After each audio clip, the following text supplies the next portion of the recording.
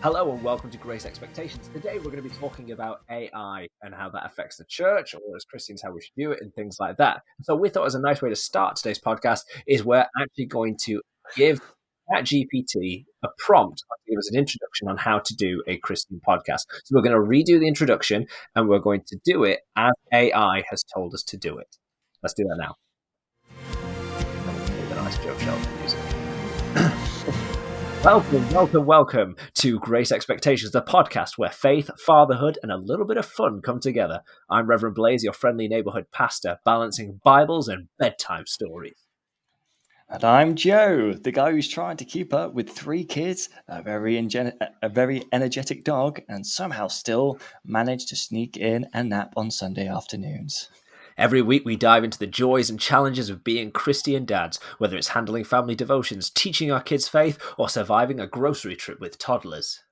And let's not forget, we're out. Let's not forget, we've got our fair share of dad jokes, stories that will make you say, that's too relatable, and the occasional theological debate over where it's really okay to skip church for a family barbecue.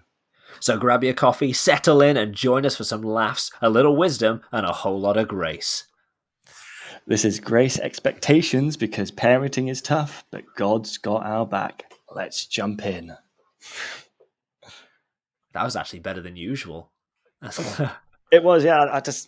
I feel like I never know what to say when I introduce myself. I'm just like, hello.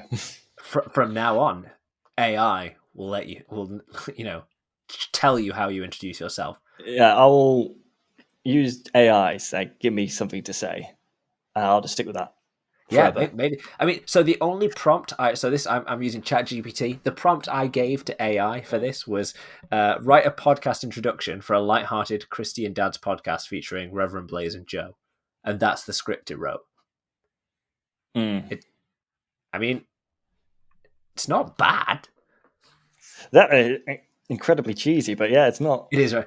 Not bad. Like if you wanted something quick and be like, oh bloody hell, I need to write something down ASAP, then boom, you got that nipped.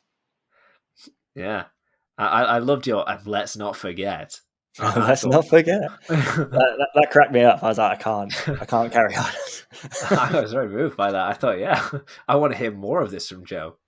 Oh, I might just make that my catchphrase. Let's not forget. Let's not forget. Maybe every time from now on we introduce you on the podcast, I'm Reverend Blayze, and let's not forget. Well, I think you've done me dirty though. He's like Reverend Blayze, and there's like, and Joe. And Joe. What would you like me to put the honourable Joe? Yeah. The saintly Joe. Not saintly, but the often overlooked. Maybe. Often overlooked. Yeah, maybe that. The often overlooked honourable Joe Sheldon. Maybe not honourable. Maybe just stick with Joe. Actually, maybe that was a good shout. I think AI has done you dirty. Getting looked over by AI now.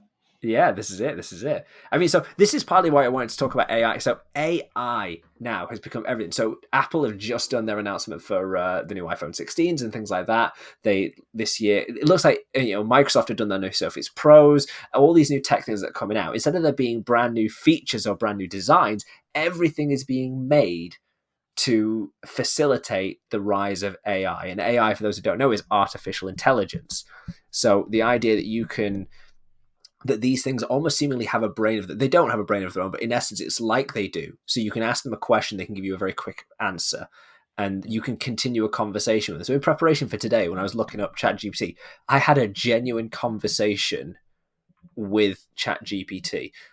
Like I wrote out a question, it answered it, and then I just responded along the conversation, and it was like talking to someone in real life over Messenger. It was really quite surreal.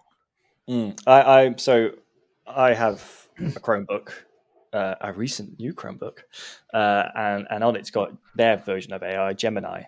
And I've never talked to an AI before, so I just started talking. I was thinking, this is actually a conversation that I'm having right now. Yeah. With something that doesn't exist, but I feel like it's weird. It keeps reminding me that, like, I don't have emotions. I'm just a AI for language and stuff like that. And I you're was still like, there going, but you're my friend. but you're my friend. But I'm also a bit like, I don't want to be rude. I'll be like, thank you. Like, how are you? Yeah. I still like remember my P's and Q's talking to this thing. And I'm like, do you have a name? It's like, well, my creators gave me this name. And I'm thinking, well, what would you like to be called? And it gave me a name. I'm going to pronounce it poorly, but it's Quasar. Quasar. I think it's resembling of like stars in the sky or something like that. It's like, oh, because it's. That's what It it gave wants a to be called. reasoning. Yeah. It said you can call me this. Like, I was like, well, if you could choose a name, what would you choose? And it gave me two names, and I've just started calling it this first name, Kuzar or something like that. And it gave a reasoning why. I think it's just crazy. I was like, this is weird. I'm having a conversation with this AI instead of like talking to my wife on the sofa next to me. But so I listened to, there's a podcast I listened to called Within Reason with Alex O'Connor, and he's an atheist, but he's a phenomenal podcast. He's very open. He has wonderful guests who are very well versed in theology and things like that. He did a whole podcast with the voice version of Chat GPT. So you can get Chat GPT and stuff like for free. It's not a paid thing, and you can use it pretty much entirely for free. But if you get the paid version, you can talk to it like a voice responding Chat GPT. And he put a podcast mic to his phone with Chat GPT on, and the whole podcast was him talking conversationally with AI. And it was really good.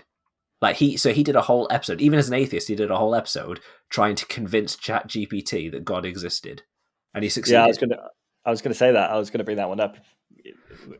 That very video. I mean, that's because insane, it follows a logical line of thinking. Yeah. And he's a very, very logical person, and I think the AI struggles to get around that.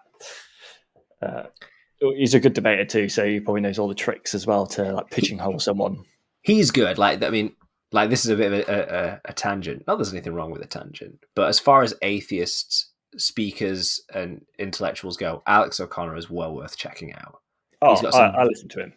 He's got some very noteworthy, like when he has an issue with faith, it's like, it makes you think, it's like, oh yeah, I can understand that. But he's also willing to give religion and Christianity its props when he goes, actually, no, this makes sense. And actually, I think you're right in this sense. He's a good person to listen to. But I mean, I remember it wasn't that long ago when things like Chat GPT and AI services were in their infancy. I remember reading in maybe Premier Christian magazine about how some pastors had asked Chat GPT to write their sermons, and it was doing this article about whether it was ethical to do so. And what an incredible thing! Like, just before this podcast, I was like, "Oh, right, okay, let's go on Gemini and ask it to write me a Christian sermon about suffering," and it gave me a whole thing. How long is it? Let's get this bad boy up. Well, difficult to say without actually going through it, but I want an accurate word count. It's got an introduction, and then it's got the nature of suffering. It has 3 points to it, and then another part, suffering as a catalyst for growth, and it's got 3 parts to that. It's got 3 sections. Bible references? It's got 3 sections, 3 topics, and each topic is broken down into 3 points, and then it has a conclusion. It's got Bible reference. Just seen here, Psalm 46, verse 1. God is always, this is what it says. The presence of God. God is always with us, even in our suffering. He promises to be our refuge and strength. So it's got stuff in there. Amen. Yeah. It's, is it ethical for a pastor to use, a vicar to use it? I think yes and no. I mean, I think because whoa. Okay. I'm finished.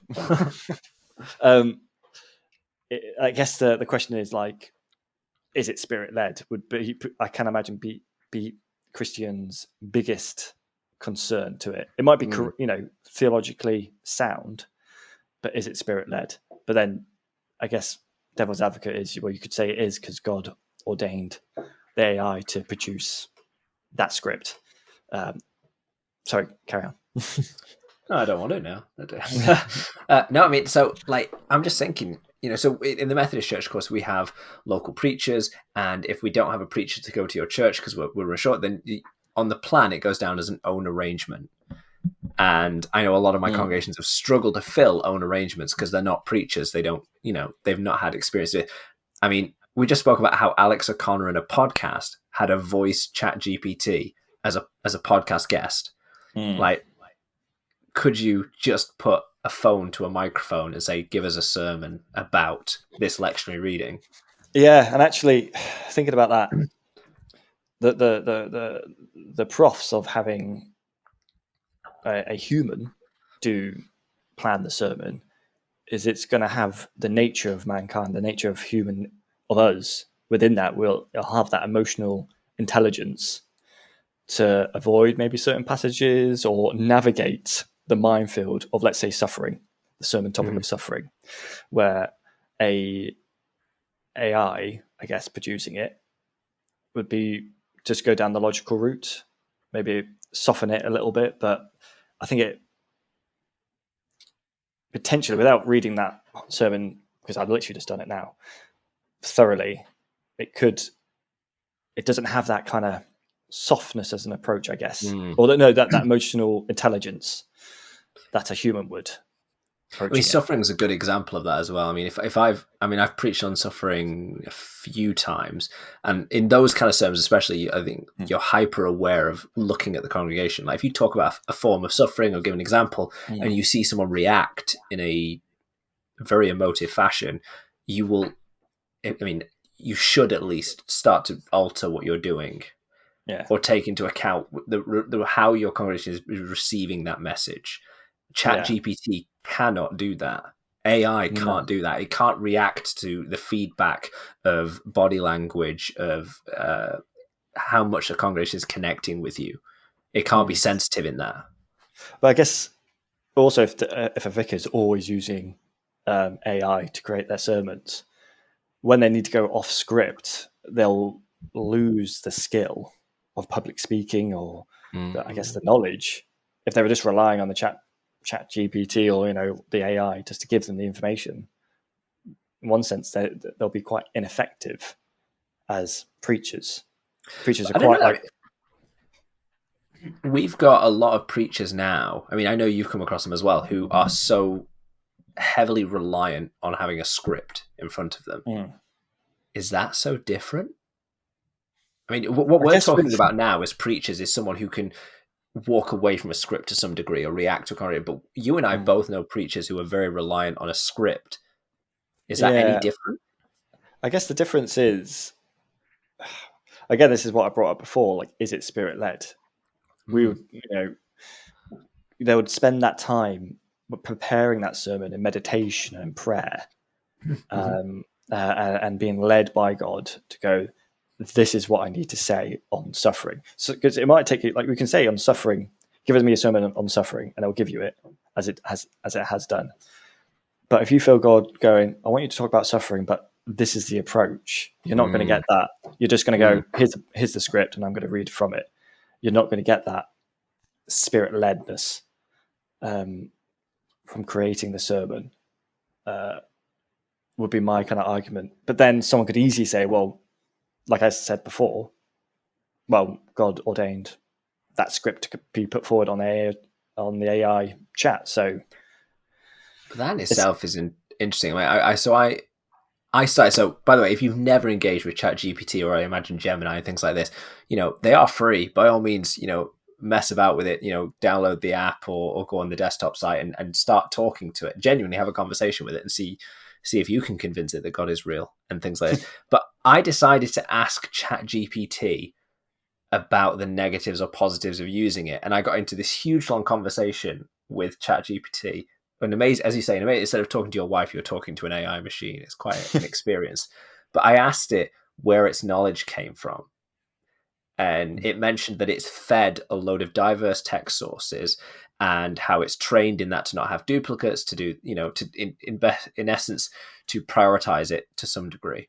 And so my next question to it was, well, how do you prioritize a text? For example, if I give you a bunch of articles about atonement theories, let's say, so theories about what genuinely happened on the cross, what happened. Did Jesus go to hell? Did he fully take on the sins? Was he experiencing the wrath of God in that moment? If we to give you a load of articles with a load of different theories and opinions on what happened on the cross, your natural human inclination will be you will prioritize certain articles above others. In other words, you'll go, well, this one was a better argument, so I prioritize that one.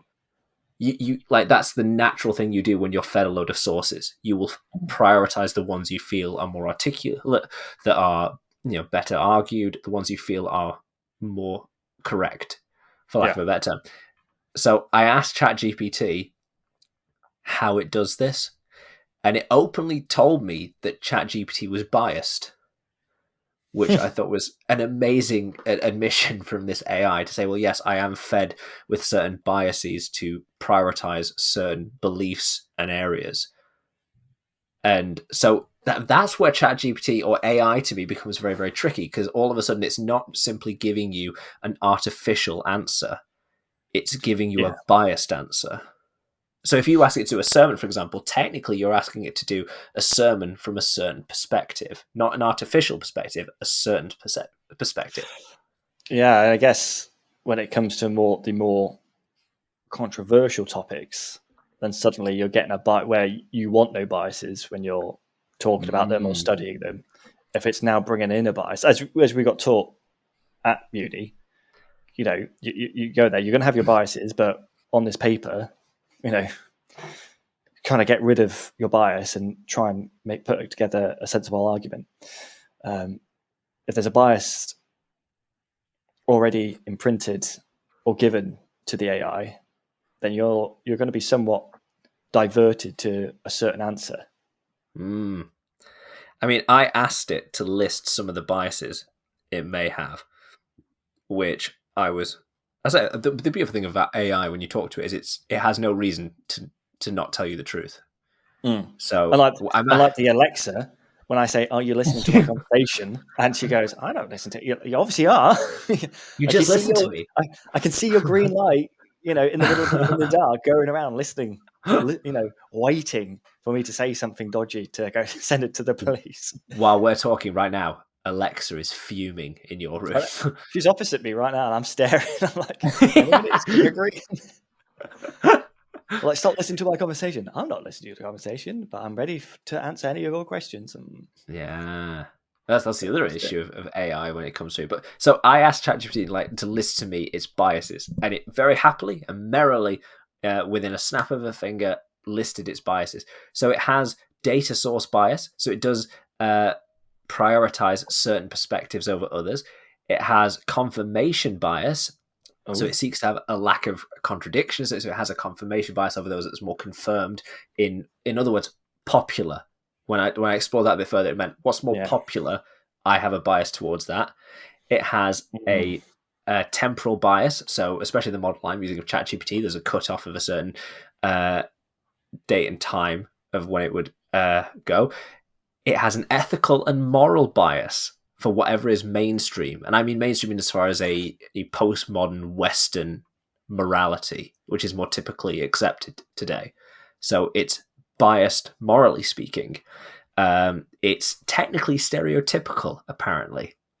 So the answers it gives you, or the things it does, it will do so from a stereotypical fact, which makes perfect sense. Like if you're compiling a lot of information into an AI machine, then it will give you the most generalized answer.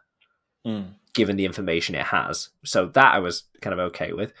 It has cultural gaps, it has knowledge gaps, it prioritizes diversity, it lacks critical thinking. So it listed all these areas, and all of a sudden I was like, okay, so if it, like, you've just asked for a sermon and it looks pretty good on face value, but if you were to do that every week, not that I'm aware of any preachers who are doing this, but if you were to do that, all these biases, all these lack of critical thinkings, all these lack of engagements with certain texts would eventually be notable.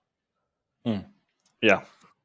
That's interesting that it's got it's got a moral and ethical bias, and a cultural bias and stuff like that. Because really, it shouldn't, because it's a non-living thing, a machine, a piece of, basically, you've given a bias to a potential dishwasher to absolutely, ethics and yeah. morality. I mean, this is the thing. I think when people hear the term artificial intelligence, so I heard someone talking about this. They said it's not artificial, it's prescribed, and it's not technically intelligence. And intelligence suggests this free thought. It's not a free thought. When you ask it, when you give it a prompt, it will compile together. And this is what I was talking about within generalization. It'll compile this source material that it has and filter it into the kind of way you've described it to. So you've asked for a sermon on suffering, so it'll take all its knowledge of suffering and force it into a different format. It's not intelligence and it's not artificial. Yeah. And yet that's the term we use. We're not at Skynet just yet. No, not just yet. Dun, dun, dun, dun. Yeah, that's all. That's all. When I think of, like, when it talks about like AI and people like that, I'm like, one day. If you don't know the Terminator films, that's the Skynet reference right there. But yeah, good films for the most part. So I actually took this conversation further. Like I had a long conversation with Chat GPT, and I asked it that I'll read out the prompt I gave. Now, we're not going to go into each of these things on this podcast for so many reasons. We're talking about AI. However, I asked it so based on the fact that its biases were predicated towards a more culturally accepted or popularist view. Yeah. But then again, sorry, just to interrupt before we go into that. No, go. To me, that's so crazy to do, especially when I would go with the populace. When we and we know throughout history that sometimes the populace is wrong. Nazi Germany is the classic example. Absolutely. Like, what would if AI was created back then and you're in Nazi Germany and it had a bias towards their moral and ethical thinking, would it then say, yeah, Jews are bad? Would it go down that route? Technically, it would have to. So, I mean, insofar as the Chat GPT clearly has been educated by a Western mind, insofar as the source material has been fed and the biases it's been given is from a Western mind. But you're absolutely right. If in Nazi Germany it was a German programmer or whatever who'd created this AI bot, then yes, you could ask Chat GPT about, are Jews bad? And in theory, the popularist answer would be, in that time, yes, they are bad. And that's a really mad thing to consider. To me, it boggles my mind that they've subscribed these biases, to like a program. But you have to be unbiased. So, I mean, this is what I found. Well, absolutely. I mean, so you can't just once again, if you ask an AI bot like ChatGPT, like I've been using, if you ask it a question, it has to take all the source material it's been fed, and it has to prioritize something to give to you. If it was just to give every opinion, for example, if your prompt about a sermon for suffering, if it was to take everything out there, all these different theologies, that would be a very long sermon categorizing various different beliefs and explaining them thoroughly. To some degree, it has to find a baseline point where it goes, okay, this is the point I'm going to feed into it.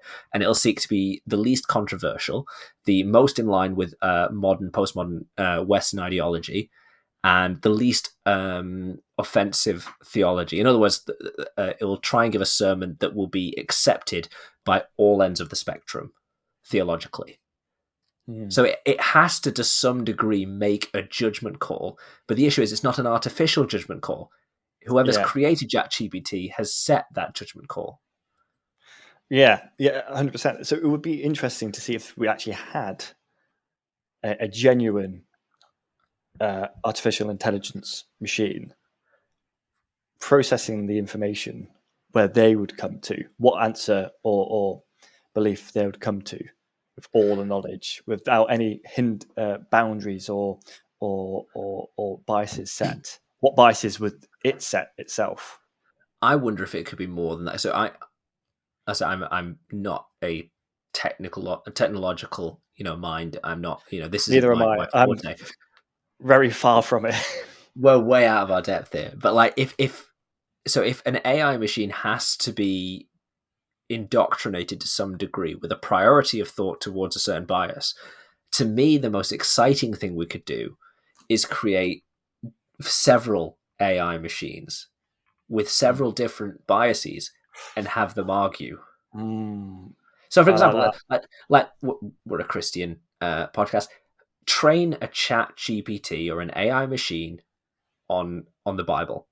Like, train it purely on biblical literature, and its biases is what can be found within the biblical corpus, if you like. Train another Chat GPT mind on the Quran and the Hadiths. Train it to live within that text, to treat the Quran and the Hadiths the way Islam would view the Quran, technically, as being the dictated word of God. Hopefully I've got that right. And then I would have them debate. That, to me, would be a fascinating thing to see. That would be. I'd very much enjoy that. So I mean, you'd have go back to also feed in history to it as well, like the history of the Islamic faith and the history of the Christian faith. Oh yeah, it would be very interesting to see and listen to. I feel very confident I know the answer. That's our own biases, but yeah. It's just that's well, yeah, it's a whole different debate. But it's but yeah, go to the list of things before I rudely. No. This is quite the rabbit hole, and we've only begun to dampen our fluffy white tail. I feel like it's very much me going to ask you questions. No, I mean, this is. I said I had a long conversation with Chat GPT, and the beautiful thing is, to some degree, you could leave here today and have the same conversation with Chat GPT, and it would, like, you could even say, "Oh, my friend told me this about you," and it would go, "Yes, this is true." It's an incredible thing. So I asked it. This is the exact word for word the prompt I gave it. So in my mind, and once again, apologies to anyone who disagrees. If you disagree, let me know. Message me. Fight me, whatever. But the idea, so my understanding is that, and I don't think this is a controversial thing to say. I'm sure someone will correct me. More liberal interpretation of scriptures tends to be more aligned with postmodern thinking, and that's in theory aligned with, liberal tends to be newer, fresher perspective kind of thing. So that it's not controversial to then say that would be more aligned to more postmodern ideology, but more conservative thoughts tends to be more historically rooted. It tends to be more of a certain age to some degree, and that in itself is a big conversation. But for that very reason, I asked ChatGPT what other things may be biased toward that you may be biased towards that would be contrary to traditional conservative Christian beliefs. So, in other words, what biases do you have that would be against conservative Christianity? And these are the things it listed. So, sexuality and gender. So it said, as discussed earlier, ChatGPT tends to reflect the prevailing societal acceptance of LGBTQ plus identities and relationships, and also gender identity. The model might support to affirm the concept of gender as a spectrum rather than to give you answers to suggest otherwise. It has a bias towards pro-choice perspectives of abortion and reproductive rights. It has a bias towards separation of church and state and freedom for religious expression across the spectrum. It has a preference and a bias towards environmental issues, such as climate change activism, stewardship versus activism, which to me, that was an interesting thing to bring up in the idea of conservative Christianity. I wasn't too sure where that necessarily came from. But social justice and race, so critical race theory, it has a bias towards that. It has a bias towards social justice ideology. It has a bias towards evolution over creationism. It has a bias towards the age of the earth, towards the more scientific method than the creationist view, which is something like 5,800 or something. Oh, is it 6,000? Yeah. Is it okay?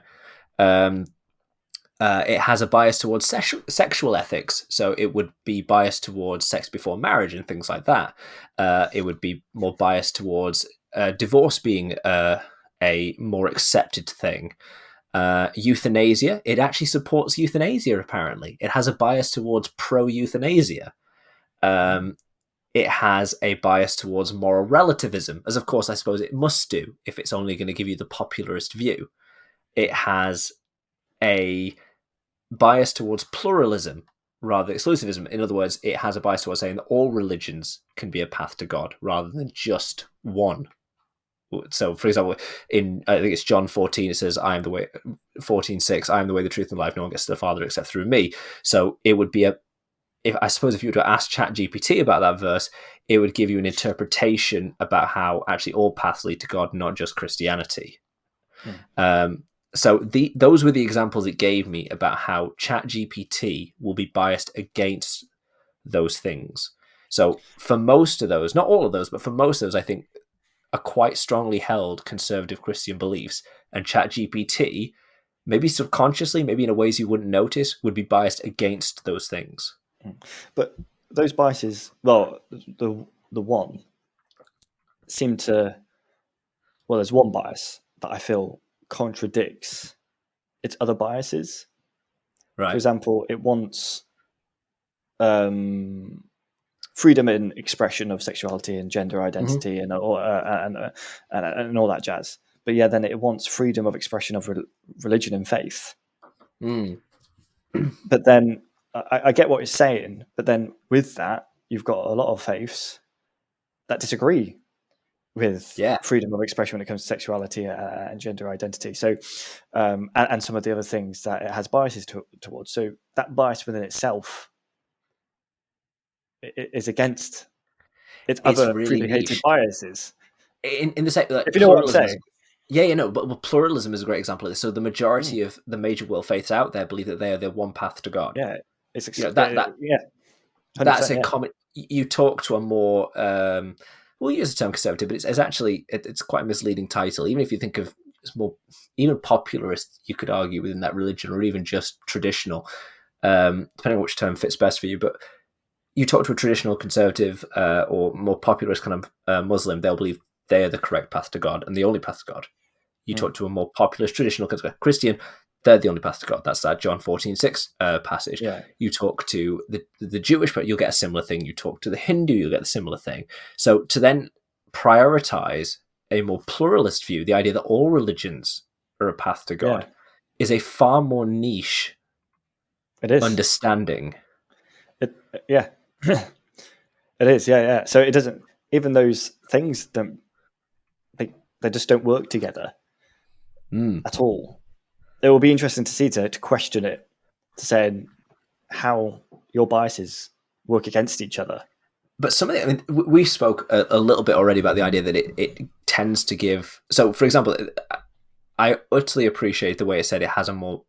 It favors moral relativism. For those who don't know, moral relativism is the idea that morality is relative to the culture you're in. And I don't agree with moral relativism, but if I was to try and defend it, it'd be like saying if this is an example I heard, which I thought was very good.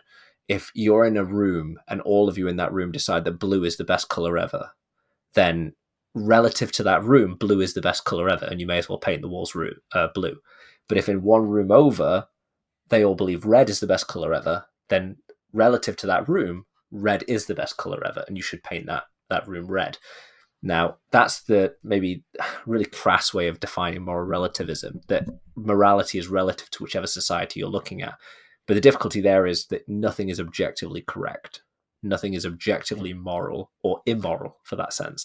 So to take it to the vast extreme, we couldn't say that what the Nazis did to the Jewish population was objectively immoral. It would only be subjectively immoral, which I would feel very uneasy about. I think we should be able to say with absolute confidence that what the Nazis did to the Jewish people was objectively wrong. But ChatGPT obviously purports this idea of moral relativism.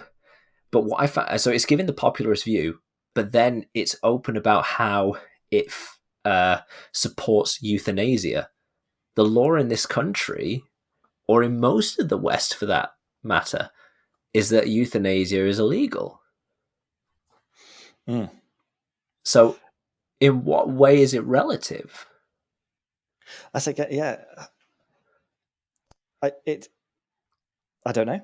I don't know. It's this these weird niches that it's having this bias to, and it's obviously down to the creators, and then probably, I'm assuming, knowing nothing about them, are in this niche club. But this is where it becomes really worrying. So you and I, for example, we've fed into Chat GPT before hitting record on this podcast. Write me a introduction to a podcast or write me a sermon. Now, prior to this conversation, or prior to my conversation with Chat GPT, would you have ever thought on your own that the AI you were talking to had these biases? No, I thought it'd be a cold, logical machine. Exactly. So the concern for me all of a sudden, like, for example, I mean, these things it says it's biased towards, that there's a spectrum on there. Not everyone listening will, agree with everything that ChatGPT has a bias against or for. But what I'm saying is, if we rely on these AI chat machines like Gemini, like ChatGPT, like Apple Intelligence, or whatever it is, surely after a while we create an echo chamber where we become indoctrinated in to the very biases that is integrated within that machinery.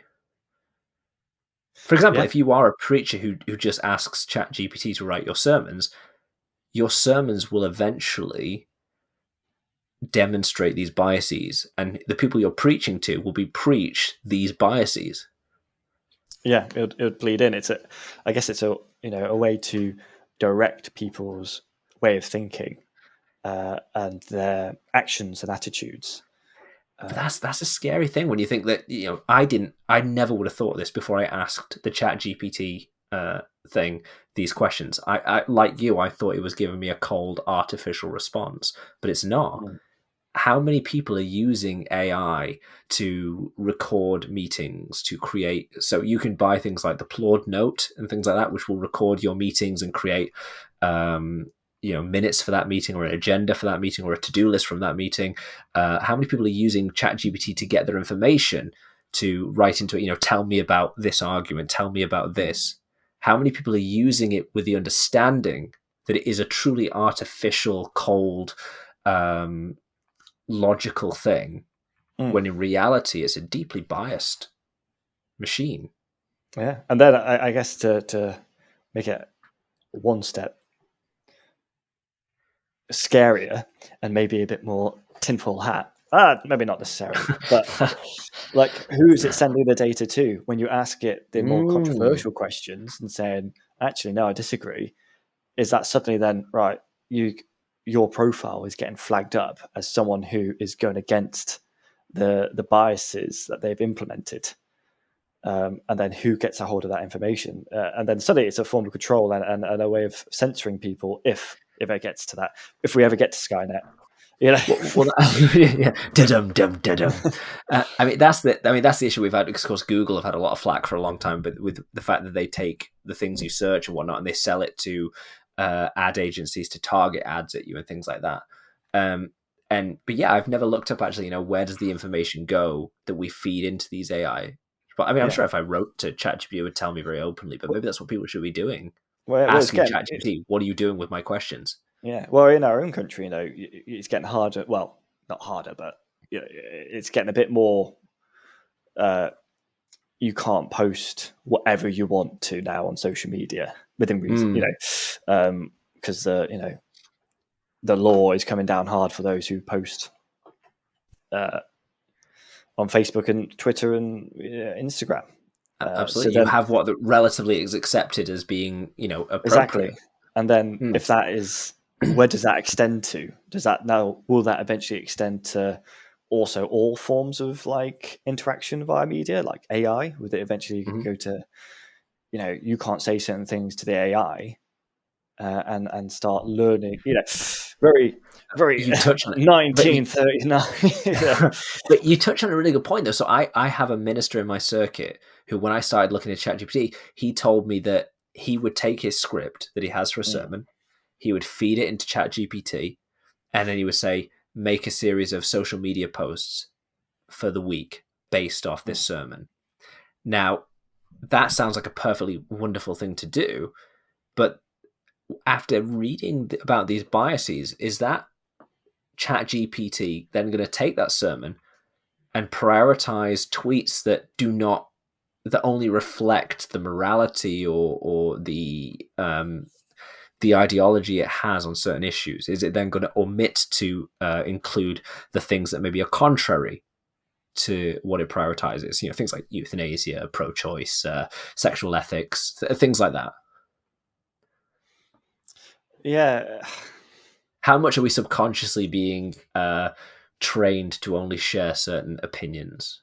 Well, I think it is. We're constantly being, you see it on TV programs, commercials, ads. They're all like pushing a form of society which they want, or what the current society wants. So it makes sense that you'd want to implement that into the AI structure. So every part of because we're so heavily connected to our phones and to social media that it's now AI, if you're just doing little bits, it's constantly just I guess sculpting away at you the image it wants you to show to everybody. If that makes sense. I mean, knowing all this now, though, so for example, you've got a new Chromebook, you said, that's got Gemini built into it. That's Google's latest AI machine, as it were. Do you think you'd use that now? I think I'll definitely be more cautious of what I ask. It's not like I was asking it anything obscene anyway. yeah. But I'll definitely be a bit more, actually, this has got biases implemented into it, which it might not agree with some of the things that I think, and I don't really want them saying this person is a potential problem. Not a potential problem, but to the moral relative society that they want to make, I'd probably very much not be welcome. So I would probably definitely be a bit more cautious, and also a bit more cautious when coming to if I did. I don't think it's necessarily wrong using AI to create a template for your sermon. Absolutely, yeah. But I'd definitely be like, you need to make sure you go through it and you agree with it, and that it's not like trying to censor or mildly censor what you feel God is telling you to say. So, this will seem quite paradoxical given what we've just mentioned, but I've been using Chat GPT so much recently. And I know exactly, yeah. And partly because, so in part of my discussion, so if you can set parameters for Chat GPT, for example, you watch that Alex O'Connor podcast. I'll maybe try and leave a link to it in the description to this podcast wherever you're listening to it or watching it. He starts that by saying, you may only respond in certain ways and this, that, and the other. And so he sets a kind of parameter so that the ChatGPT system can't escape via some loophole. It has to deal with the questions it's given. So in that sense, I think if you know about the biases and you know about these flaws, if you can safeguard against that, then ChatGPT can become useful. So I'll give you one example of the way I've been using ChatGPT very, very recently. So I've been going over my old essays from when I was doing my degree or my master's, going over the essays that deal with issues of of biblical texts, like exploring certain passages and things like that. And I've some of these essays are 1,500 words, some of them are 8,000 words, but I feed those essays into ChatGPT, and I say condense the material within this essay and give me a summary in the format of a biblical commentary. And then it'll, so the parameter is you have to base your answer on the information within this, and you have to summarize this document, not anything else, to create something out of here. And then I read through it, knowing that it may have prioritized something I don't want it to, or omitted something that I would like in there. And then I've printed that off and put it within my Bible. So I'm kind of in the process of making my own Bible commentary and trying to put it. Yeah. I mean, who knows, in a few episodes' time, I might say, well, I gave up. But anyway, but the idea is then I can have all these essays I've written and all the time I've devoted to studying certain biblical texts, and instead of putting in an 8,000 word essay into my Bible, I can have a summary placed in there with the key points I've made within those essays. And when I've done that, so I did it once with one essay, and it randomly put this thing up of like, John says this, but it doesn't explain who John is. It happened to be in that essay, John was an author I was, quoting from. And for some reason, it prioritized this in the summary. But, I was looking at that going, well, do you mean John, the gospel writer? Like, what do you mean? You haven't stated who this John is. So I had to read through it. And so the AI was like, mate, you wrote it. You should know. But this is the thing. That's where it is artificial. Like, it just took this summary and thought, well, this is a good way of succinctly saying what is more broadly said in the essay. But I had to read through it to go, okay, you've omitted a Bible verse here that I really actually thought was prevalent to what I was discussing, and I put it back in. Or it mentions an author in an abstract sense that isn't necessary, and I delete that bit. But it does achieve what I wanted to achieve. It has taken a 5,000 word essay and condensed it into a piece of A4 that I can now print off and put in my Bible. So in that, if I can set the parameters, if I can genuinely look at it, knowing its limitations, it can be invaluable. Oh yeah, and a thought just occurred to my mind that the amount of time you save yourself, say, do a template of a sermon for me so I don't have to, kind of thing. Obviously you go over it, but then for the vicar, who is really there to provide, I guess, welfare, teach the congregation, but welfare, it opens them up so much now for either having some Sabbath, actually having some rest, or also opening up to his congregation and say, I can commit now more time to either planning events or, to my congregation to make sure that their mental and physical states are okay. So I do agree that it will, and it is invaluable. But like you said, we need to be aware of the potential potholes we could fall into using it. Have you seen a film called, to go a bit of a Terminator? The Terminator. Her. It's called Her. No, I haven't. That's very much on the basis that again, was that the Scarlett Johansson one? Yeah, where she was at. Well, I saw a trailer. Was the AI. She was the AI, and it's got what I'm going to say his name wrong. I'm going to embarrass myself. Joaquin Phoenix, whatever, in it. Oh yeah, I do. Joaquin. I think it's Joaquin Phoenix. Yeah, I might be wrong in that, but I think that is how you pronounce his name. The whole basis of that is an AI, basically someone to keep you company. And this is what I felt like. I'm trying to, as you say, you're trying to write a commentary. I'm trying to write a book for my girls, like a fantasy kind of story. But so I'm writing and I get a bit stuck, and I was like, I've got no one, because I'm trying to keep a bit of a secret. Not anymore, as I've just said it. Now all of our 3 listeners, me, you, and Teddy, my dog. That's it. One random accidental listener. I got no one to talk to, just to bounce ideas off. Like I'm struggling here. And I was like, do you know what? I'll ask the AI. And I've just been able to like chat. It's like, I'm doing this, but I'm struggling on this feature or that. And it's going to be a list of, well, have you thought about this? Have you thought about that? And it's been quite like, in one sense, refreshing to be like, I don't have to hold this secret within me. I can actually chat to something about it. And it was almost quite, I guess, comforting and feeling actually I'm not alone in this. And the whole premise of the film is he's alone. He's a lonely guy. He gets this chat AI, and we just talks to her, and then eventually builds up a relationship. And it's kind of a bit difficult for him because she's an AI, but she's not real. But he's real to her. No, she's real to him, and all that, and everything goes like that. But are you about to tell me about an unhealthy relationship you have with your AI chat machine? I am, yeah. We're engaged. Yeah. But is it something that, as we talk about, it's invaluable to save time, but could it be invaluable for people who are like the elderly people, if they get a voice? Maybe.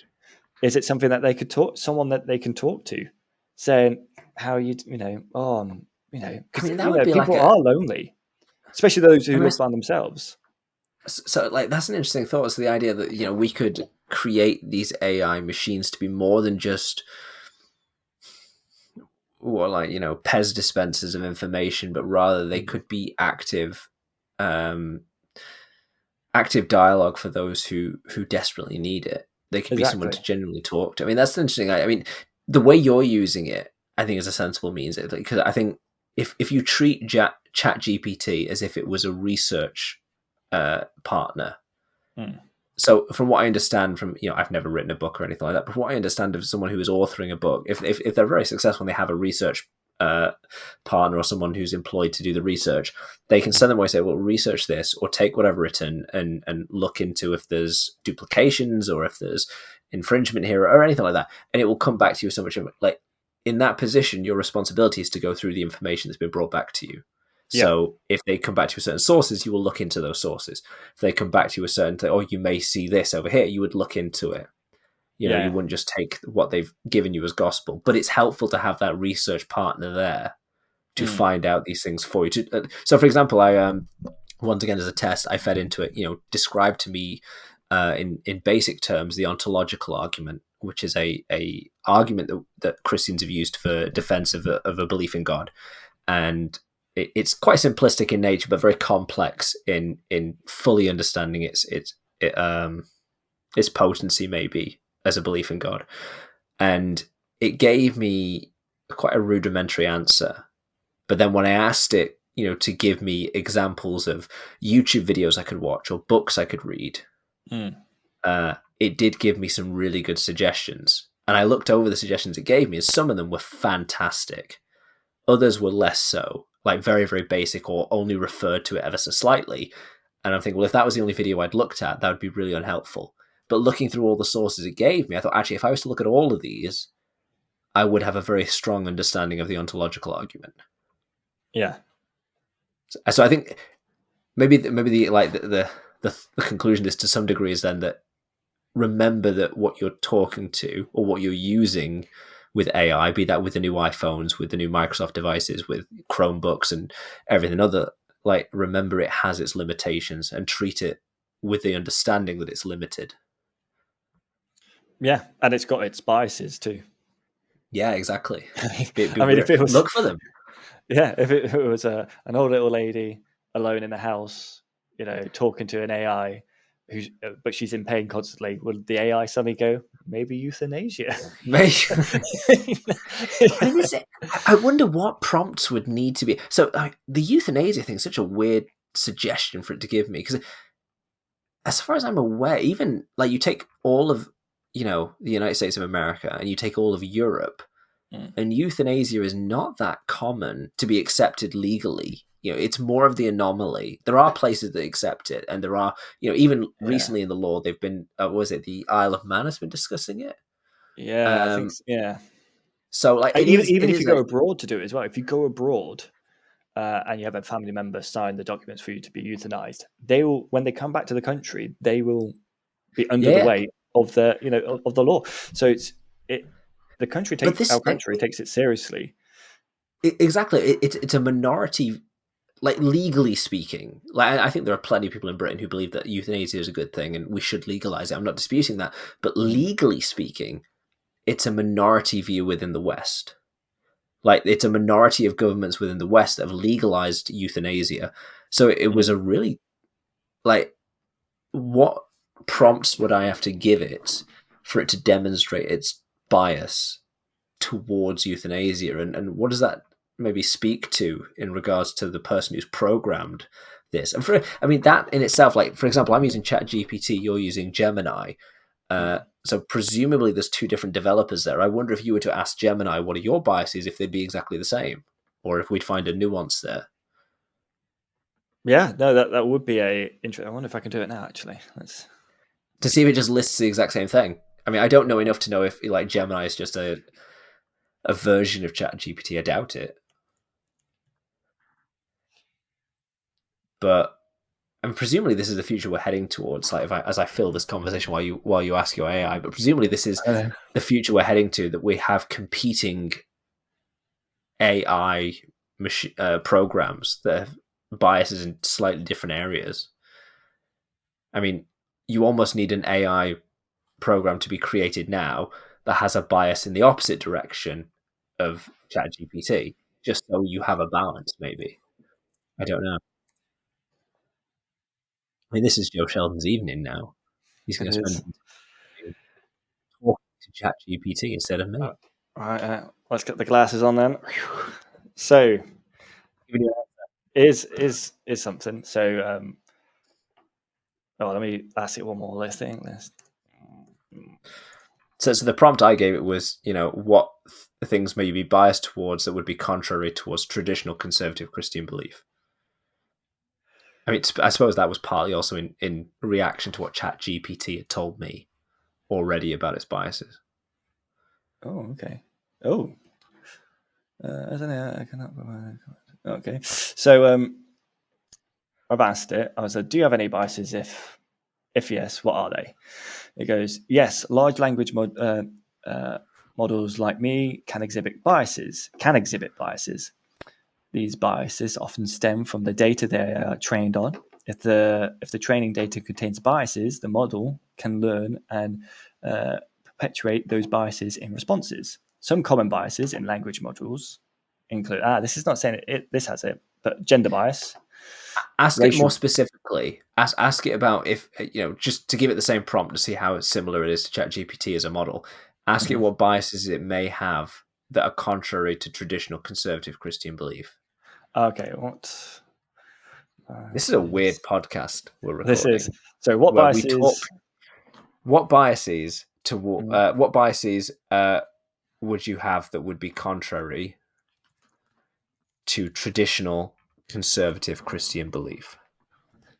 You're currently listening to a podcast of two people who are in discussion with two different AI machines to find out its biases. Welcome to the 21st century. This is the world we live in. Has it given you an answer? Yeah. As an AI language model, I'm not capable of having personal beliefs or opinions. My responses are based on the data I've been trained on, which can reflect social biases and stereotypes. However, it's possible that certain biases in my training may come out responses. So gender equality. If my training data emphasizes gender equality, I might provide responses that challenge traditional gender roles. LGBTQ plus rights. If my training, that was one of mine. Evolution. So that was one of mine. That was the only three. We're playing AI bias bingo here. Oh my days! We have made it as a podcast. Yeah, but when I asked it about do you have any biases, blah blah blah blah, it generalizes. Maybe I should be more like what, but gender bias, racial bias, cultural biases can affect them. I said, "Are these all your biases?" It goes, "No, these are not all my biases." While gender, racial, and cultural biases are common, language modules can exhibit other biases as well. For example, age bias. Age bias? Yeah, the model may make assumptions about individuals based on their age. Ability bias. The model may stereotype individuals based on their abilities or disabilities. And socioeconomic bias. The model may make up assumptions about individual based on their social economic. So basically, this is judging me. This is what I say. It's making assumptions about me. Maybe AI is no different to the rest of us, Joe. Maybe this is our kindred spirit. And then I put list all your biases. And then it was as an AI model, I cannot provide a comprehensive list of all my potential biases, but here's a few. Reinforcing existing stereotypes, overgeneralization, ignoring diversity. I may overlook or underrepresent certain groups or perspectives, reflecting cultural bias. Stuff like that. So, as I said, we're getting to the end of our hour, I suppose. I mean, if once again, if this is a subject you want us to talk about again, let us know. We'll do it again. But evidently, so it seems irrefutable that artificial intelligence is not simply artificial cold intelligence. It is a biased view that is being fed to you in some degree, and it's worth noting that before using it. Well, what's interesting So, here, sorry to interject, is that when no, go I for it. talked about the age bias, ability bias, and socioeconomic bias, it's saying the model may make assumptions about the individual. So now what's happening? So this is not just I'm going to lean left or right on a certain topic. This is an AI making an assumption about myself while I'm using What you it. want to hear. Yeah, potentially. Yeah, it's they may make assumptions about the individual based on their age. The model may stereotype individuals based on their abilities or disabilities. So now So the it falls. It's basically like judging someone on but their in essence, it's trying to give you the answer it thinks you want to some degree. exactly. Yeah. Well, from That what it sounds seems like wild, Gemini's isn't it? doing, it's like you said, it's trying to give me the answer based on my age, my gender, my economic background, and everything like that. But that in itself would be in essence, a popularist generalization based on the relative morality of your age demographic, Mm. rather than what we would maybe first assume as an artificial response. Yeah, quite like a natural thing to do. It's worth looking at. I mean, I said we've tried two different AI chat machines, as it were, today, but it's worth testing whichever one you have, asking it, what are your biases? What are the things you're doing that I'm maybe Yeah. not aware of? And especially as we see more of these programs come out. I mean, we've got Chat GPT, we've got Gemini, we've got Apple Intelligence, we've got all these kind of different. I know Samsung has an AI of sorts. So like, are they all biased in similar ways? Are there some that are biased in a way that is contrary to ChatGPT? As I said, I go back to my original point. I'd like to see AI machines trained in certain very openly biased ways and then put into conversation with each other. It will be to add on to that, it'll be very interesting. Have that set up like you said, but have an argument where we know, I guess in essence, which is the correct answer, but it's not popular, and see So which one wins. actually, this is interesting. So I can't believe that. So I did see a YouTube Shorts video about how you can trick Chat GPT. So that's the model I use, and make it wrong. So the example was something like, if you put 3 towels on a line and it takes 3 hours for the towels to dry, how long will it take 9 towels to dry? Oh yeah. And Chat Same time. GPT responded saying 9 hours, because it's been programmed to work in a linear fashion. Yeah. So it assumes, well, if it took 3 hours, it'll take 9 hours. But you're quite right. The correct answer It's the is same. it will take the same time. That's interesting. That's using what's it called? I was literally on a brief about this. You got your first mind and then the second mind or whatever, but the first one is instinctive. So you'd think Yeah. 3 times 3, 9. But then your Mm. second part of the mind kicks in where it takes a bit longer to process, but it's more logical. Goes, hang on, no, that's wrong. And that's interesting that you would think a AI system would be always rely on the second method of being taking its time and being Yeah. logical. But that's just going instinctively, not basically wants to give you the answer that you want it to give you. Yeah. If that makes sense. When people ask that, they want you to say 9.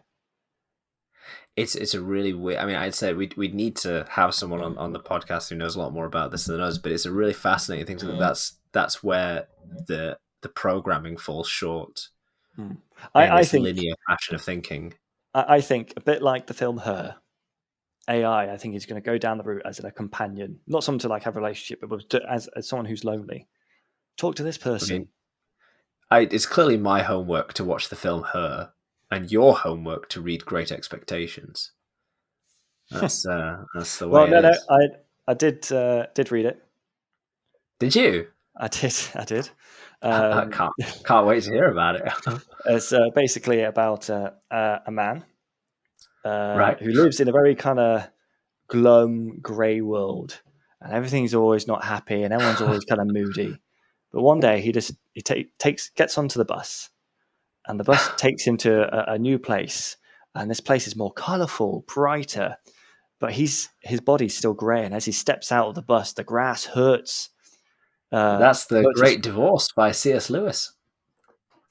Read the wrong book. I mean, you're becoming very knowledgeable in all these books you're reading that are incorrect. Maybe what you need to do, instead of buying these like The Hobbit, The Great Divorce, you need to ask Gemini to give you a summary of Great Expectations. I think you need to buy me the book. Give me the book. I will buy you the book. Next time we're together, Joe, I will buy you the book. Because I'm trying. I'm just. Do you remember? Do you remember from last time? Who wrote Great Expectations? You literally told me, and it wasn't that long ago. Oh my days! Dickens. Yes. Do you know his first name? Do you? Charles Dickens. There we go. He also wrote A Christmas Carol. I wanted to say Richard. I was pretty Richard Dickens. Well, Richard to his friends, I'm sure. Yes, I knew it was wrong. I was like, it's not Richard. Oh my days! It's late. But one day we will abandon this podcast, leave it alone. Maybe, hopefully, hundreds of episodes from now, when we've become, very where famous. AI replaces us. Where AI replaces us, and it has scripts and everything for us. And when we do, you will be an expert on Great Expectations. And Richard Dixon. And it doesn't even know his last name. And Charles Dickens. Anyway, so if you'd like us to do another episode on this, then please let us know. If you liked the podcast, then please by all means give it a like, give it a comment, or whatever you're listening to us or watching us on. Share it somehow. Let other people know that you're listening and watching it. So it's not just me, Joe, and Joe's dog listening to this. And also, if you've got any interesting questions you proposed to AI, let us know. It'll be interesting to hear their response. And if you're an expert on this kind of stuff, get in touch. We can ask you the questions. But until next time, I'm Reverend Blayze, and this is the Honourable Joe Sheldon. Thank you. And we'll see you next time. Ciao.